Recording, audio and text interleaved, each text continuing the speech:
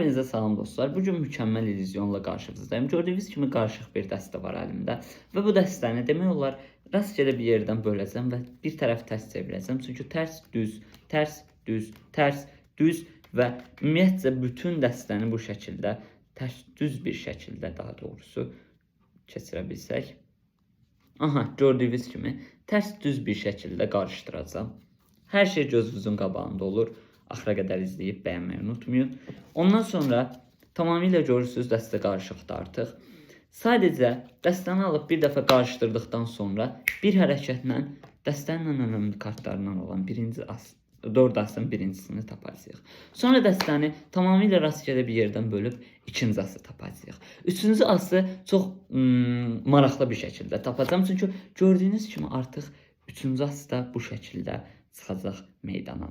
Ondan sonra dördüncü as tapmaq üçün isə baxın açıq, açıq, bağlı. Tamamilə dəstə açıq bağlı vəziyyətdədir. Hətta açığı da görürsünüz.